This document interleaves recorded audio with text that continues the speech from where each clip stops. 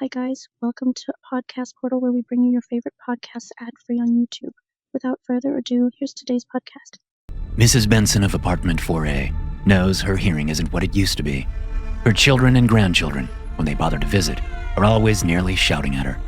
She has tried to tell them that she's not that deaf, but irony of ironies, they don't listen. So, being of a certain age, and also with the knowledge that, yes, she has actively avoided having her hearing tested, Mrs. Benson does doubt herself for a brief moment when she notices the noises. But after the fifth time hearing it in only a couple of days, Mrs. Benson's doubts slip away.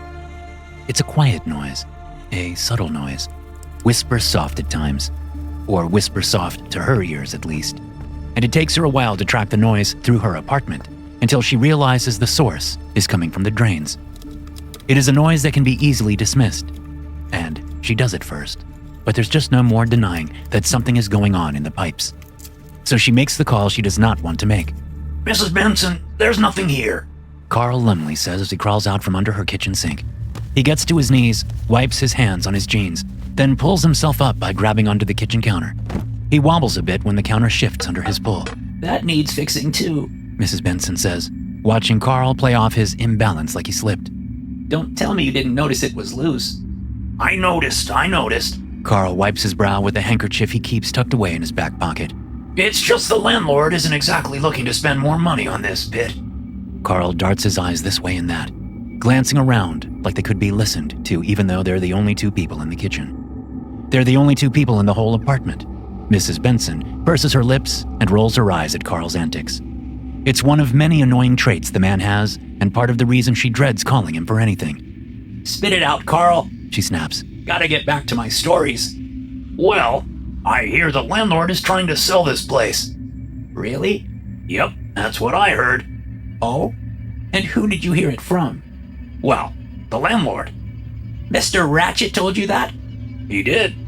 Carl, that's not hearing something. That's being told something. It's not a rumor about the landlord if the damn landlord tells you himself. It means he actually is trying to sell the place. Well, I didn't want to break his confidence. Carl, if he told you, then the man wants everyone to know. The only confidence broken here is my confidence that you have even an inkling of a brain in that bald head of yours. Carl reflexively rubs his scalp with his handkerchief. No need to bring my hair loss into this. Male pattern baldness runs in my family. Does stupid as shit run in your family too? Carl frowns, then bends over and begins to gather his tools. Well, there's nothing wrong with the pipes. I checked the bathroom, and I checked in here. I know I heard something scrabbling around in there. Yeah, I'm sure you did, Mrs. Benson. But I can't find it whatever it is. Sorry. Then what happens now? How do you mean? Just because you can't find anything doesn't mean there's nothing in there. I heard what I heard, Carl. And there's a problem with these pipes.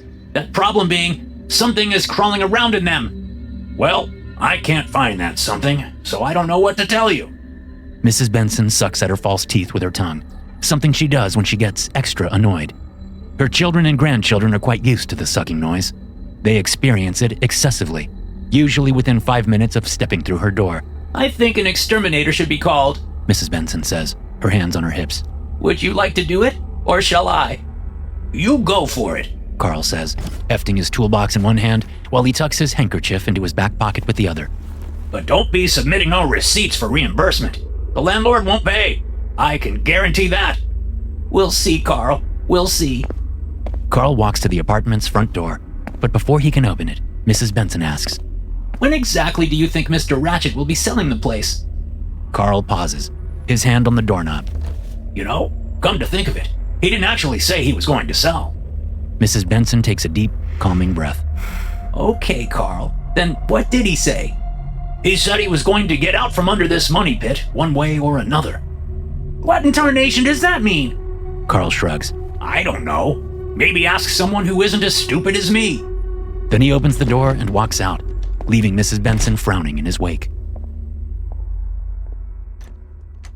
In apartment 2B, Jeannie Kornbluth is getting ready for a date with a young man from the accounting office where she works. She'd showered earlier, now taking a moment for a quick refresh at the bathroom sink. A whore's bath, as her grandfather used to call it. Not exactly an appropriate name for this day and age. Jeannie even tried joking to her roommate that it was a sex worker bath, but her roommate didn't find it funny. Not that Jeannie's roommate finds much of anything funny. Damn it, Jeannie says as she searches all around the edges of the bathroom sink, inside the medicine cabinet, and even on the floor behind the toilet. Macy, where's my eyeliner? Macy Johnstone, tall, lithe, gorgeous, and one exploitative photo shoot away from modeling stardom, strides past the bathroom door. I don't use that color, She says, lost from sight immediately, like a gossamer vision there and gone. It's black! Everyone uses black! Jeannie shouts. When Macy doesn't reply, Jeannie throws up her hands and starts searching again. As she leans over the sink, her hand resting on the lip for support, she hears it. That damn scrabbling noise. It's back! Jeannie shouts. In seconds, Macy has returned to the bathroom doorway, her eyes wide with fear. The spiders? She asks, her bottom lip close to trembling. It's not spiders. Jeannie laughs. Spiders can't live in drain pipes. Pipe spiders can. Jeannie frowns at her roommate. Pipe spiders aren't a thing. They are. We had them in Oklahoma. After a hard rain, they'd come up through the pipes. Hundreds of them. Hundreds? Seriously? They weren't that big. Just little spiders trying to get away from the rain.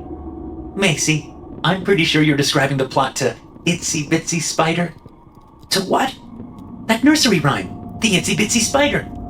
Never heard it. Jeannie eyes her roommate for a second, then goes back to looking for her eyeliner. Are you sure you don't have it? Have what? My eyeliner! Oh, the black one? Yeah, it's in my room. Jeannie grumbles as she pushes past Macy. As soon as she's gone, distinctive scritching echoes up from inside the bathroom sink's drain. Pipe spiders, Macy whispers, then slowly backs away from the bathroom. Todd Granger scrapes the remnants of his dinner from his plate into the garbage disposal. Technically, according to the lease, he wasn't supposed to install a garbage disposal in his kitchen sink due to some historical clause in the building's deed. Or that's what the super, Carl Lumley, told him when he moved in. But Todd quickly figured out that historical just meant old and run down. And with the showerhead always dripping and the radiator only working half the time in the winter, Todd treated himself to the mid-century modern comfort of a garbage disposal, so he wouldn't also be subjected to the indignity of the stink of rotten trash in his apartment. Trash days were now habitually postponed from every Wednesday to every other Wednesday. And with the landlord keeping the dumpster out back locked until the Monday before trash day, things can get smelly rather fast. Eat up, Mr. Garbage Disposal. Eat, eat, eat, Todd says to himself as he pushes Salisbury steak and creamed corn into the whirring, gaping hole. The disposal greedily devours the congealed scraps of Todd's dinner. The blades whir and clunk as food is pulverized into smaller and smaller bits. What the?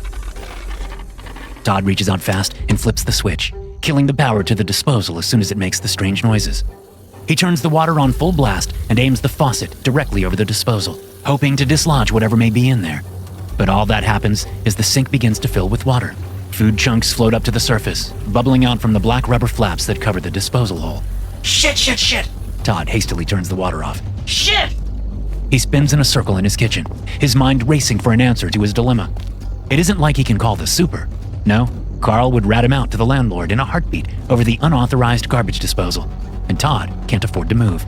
Got it! He races to the bathroom, returning with the plunger in one hand and a couple of large towels in the other, just in case. Fuck you, Carl! Todd mumbles as he centers the plunger directly over the garbage disposal. He presses the plunger's bulb to the disposal's hole, settling rubber against rubber, then begins to slowly pump up and down, up and down. Nothing happens except more food comes up out of the disposal chamber to float on the surface of the dirty water. Todd grunts and tries again, this time pumping up and down even harder.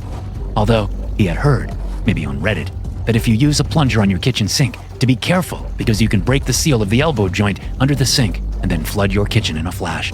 Come on, come on! Todd plunges, up and down, up and down. Come on! He plunges harder, then harder still, then even harder until the water in the sink drains away. Todd almost whoops with joy, but then water gushes out from between the doors under the kitchen sink, and his sense of accomplishment evaporates. No, no, no, no, no! Todd grabs for the towels he'd brought from the bathroom. He throws them on the ground, using his foot to sop up the water. Then he bends down and opens the under-sink cabinet. Three things happen all at once. Todd smells a lot of rot and mildew. Hundreds of small, furry blobs leap for Todd's face, and Todd doesn't even have a second to scream before his mouth is full, choking on thousands of legs as the blobs swarm down his throat. Falling back, choking to death, Todd claws and claws at his throat. His fingernails break skin, but he keeps digging, tearing the flesh away in small strips. His esophagus stretches, his chest ripples, and his belly bulges. Then, the instant that Todd's throat is clear enough for him to scream, his abdomen tears wide open and hundreds of spiders burst free, scattering around the kitchen, all headed for shadows and darkness and cracks and crevices. Todd's body twitches once, twice, then goes still. Except for one last spider, who slowly extracts itself from the bloody mess of Todd's corpse. It hops down onto the ancient linoleum and finds an imperfect seam at the baseboard, quickly disappearing into the darkness of the building's walls. Since he has his toolbox and he's already on the 4th floor landing, Carl decides he'll finally repair the light fixture at the top of the stairs. The apartment house, too small to call a complex, is split into 8 apartments, 2 on each floor. The light fixture that Carl is currently fixing is close to the door of apartment 4B, just across the landing from Mrs. Benson's 4A. Carl sneers when he thinks of the old woman. Dumb broad. Always bitching about this or bitching about that. Carl counted, and one week she called him 16 times, each time acting like it was such a burden to pick up the phone. So why can't he do his damn job and just anticipate her needs? The crack about his baldness almost sent him over the edge. If he hadn't put his tools away, he'd have brained the bitch with his pipe wrench. Although, what he'd have done after that, Carl doesn't know. But old ladies fall down and crack their noggins all the time, so he's pretty sure it would have sorted itself out in his favor. Well, sorta sure. Okay, maybe not sure at all. Carl gets a headache right between his eyes from all the hard thinking. No, you're stupid, he mutters as he removes the screws from the light fixture. As the fixture hangs there, dangling from wires spliced together with electrical tape, Carl realizes he didn't even bother to try changing the light bulb first. Maybe you are as stupid as Mrs. Benson says, Carl thinks to himself, but he pushes the thought away. That old broad is the stupid one, not Carl Lumley. Leaving the fixture hanging, Carl bends to inspect his toolbox, hoping a spare light bulb hides in the bottom compartment. He nearly dances a jig when he finds a 60-watt incandescent still in its packaging, a leftover from the previous decade. The landlord has insisted he use only the cheaper, more efficient LED bulbs since 2013. When Carl straightens back up, he pauses before grabbing the light fixture. He hears something, and that something is coming from inside apartment 4B, which isn't rented. In fact, half the apartments sit empty because Mr. Ratchet refuses to update them, which means Carl can't lease them. No one wants to live in an apartment where the light switch in the bedroom also cuts power to 2 outlets in the living room, like in apartment 1A, or getting only scalding hot water from every tap, like in apartment 3B. Carl sets the light bulb down on his toolbox and steps closer to apartment 4B's door. He cocks his head and listens. Someone's moving around in there, he says to himself as he knocks. Hello? Hey, who's in there? A shifting and shuffling noise echoes from behind the closed door. When Carl tries the knob, he finds the door locked, like it should be. From his front pocket, Carl pulls a keyring free and slides the master key into the lock. But as he turns the key, he wonders if squatters had come in through an apartment window. Maybe some caution is necessary. Although, how they got up to the window is a mystery to Carl. The building's fire escapes were ripped out in 2017 with the intent of replacing them by the end of the year. That never happened. So who's in there? Carl thinks while retrieving his trusty hammer from the toolbox. He twists the key, unlocks the door, and pushes it wide open, his hammer down by his side. Hello? Whoever is in there, you better be gone by the time I count to 10, you hear me? He hollers. There's no response except for a strange sliding noise from far inside the apartment. Hello? I ain't fucking around! Still no response. All right, here I go! He sucks in a deep breath. 1. Carl steps inside the apartment. 2. With his free hand, he reaches out and flicks the light switch. Nothing happens. 3. He flips it up and down, over and over, like the switch will suddenly behave and turn the hall lights on. No such luck. 4. What in tarnation is going on out here? Mrs. Benson asks after throwing her front door open to confront the source of yet another annoyance. Carl? Why are you bellowing? Go back inside, Mrs. Benson. Carl says without turning around. Official superintendent business here. Son, you have a $2 hammer in one hand, and I'm surprised you don't have your dick in the other. There is nothing official about. Several large red eyes appear directly in front of Carl. Even Mrs. Benson can see them from across the landing. What the fuck? Carl says, just before thick strands of what looks like cream-colored rope are spun around his body. Oh, sweet Jesus! Mrs. Benson screams, slamming her door closed, leaving Carl alone with his fate. a fate which includes a lot of screaming while being wrapped up in impossibly strong strands of silk. Then Carl's voice is dulled as his mouth is covered by the silk. When his nose is covered too, he kicks and struggles with all of his might, realization finally hitting him that he is actually going to die. But it's no use. Carl bucks hard once, twice, then stills as his lungs run out of air. His wrapped body flops to the floor before it's dragged deeper into the apartment, out of sight, as the red eyes slowly close. Even 2 floors down, with their apartment door closed, both Jeannie and Macy hear the commotion from above. Macy, standing in the kitchen with a piece of plain toast in her hand, stares up at the ceiling. What is that? Jeannie asks, coming into the kitchen in a black skirt and bra, 2 blouses on hangers held to the side. No idea. Macy takes a bite of her toast. She chews and chews. I think someone screamed. Is that what it was? I couldn't quite tell. Jeannie holds up the blouses. Red or turquoise? Neither. Macy shoves the rest of her toast in her mouth. Hold on. What? She swallows hard. I said, hold on. Macy leaves the kitchen. While she's gone, Jeannie hears several more thumps and bangs from the apartments above, and she instinctively moves toward the counter where they keep the kitchen knives. They are cheap as hell and dull as cardboard, but they can still do the stabby thing. So Jeannie slides the chef's knife out and sets it within easy reach. Here, Macy says, walking into the kitchen.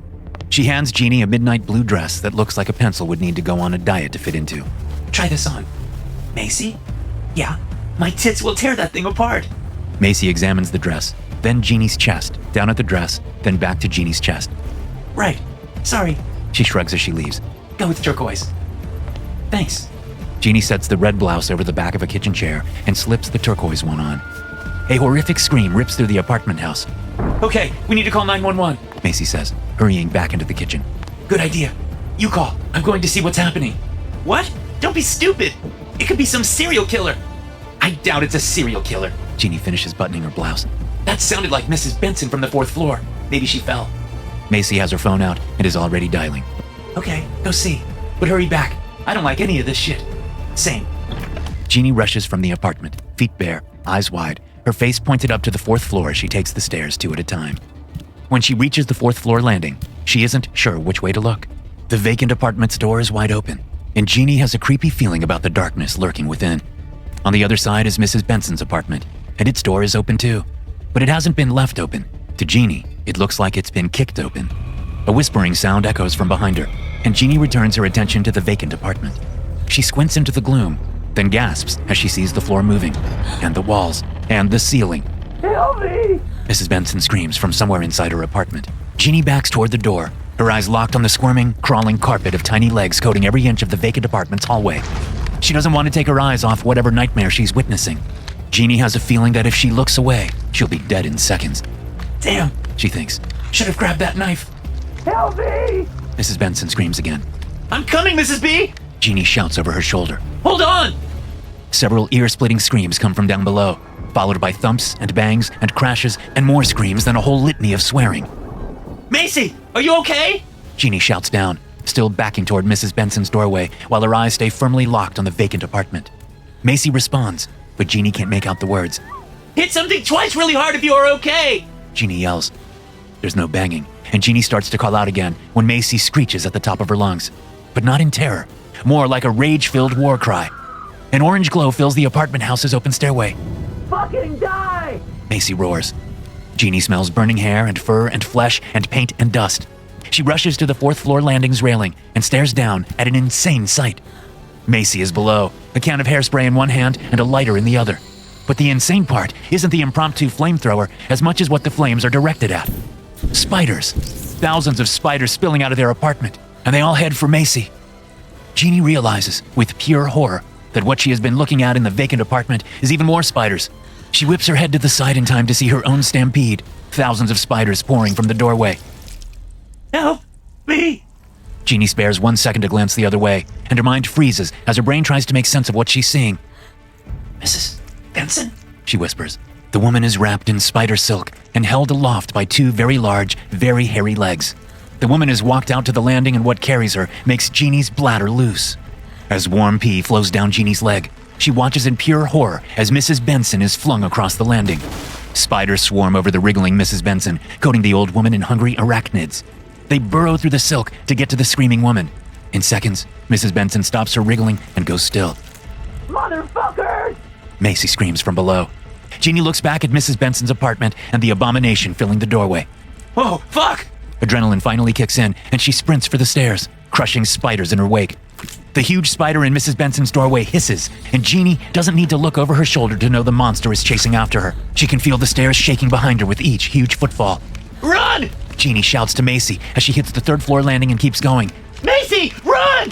When Jeannie hits the second-floor landing, she sees Macy backed against the wall, the hairspray can spurting flames in every direction. Then Jeannie's view is blocked as the giant spider from above plops down between her and Macy. Macy's scream could shatter glass, then it stops cold. Jeannie can't see what's happening. Then she spots the blood seeping out from under the 8-legged beast and knows her roommate is gone.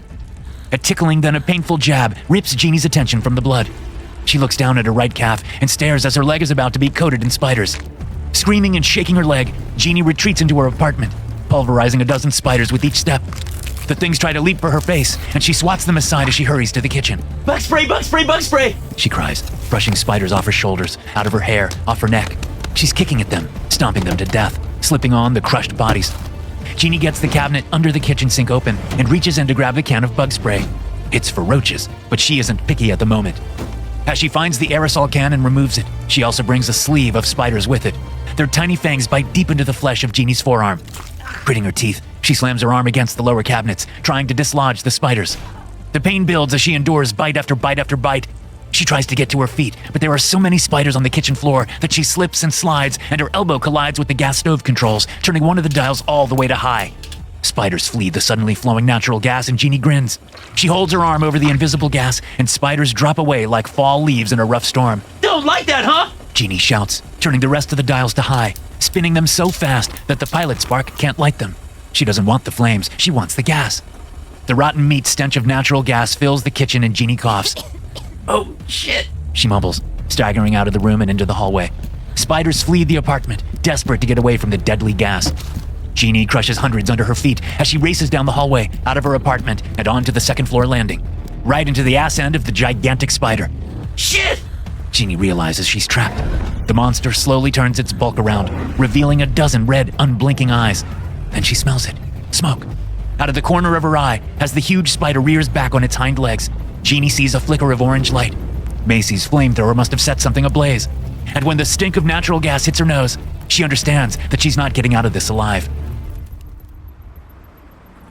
The Cadillac pulls into the empty space in front of the apartment house, and a man gets out of the driver's side.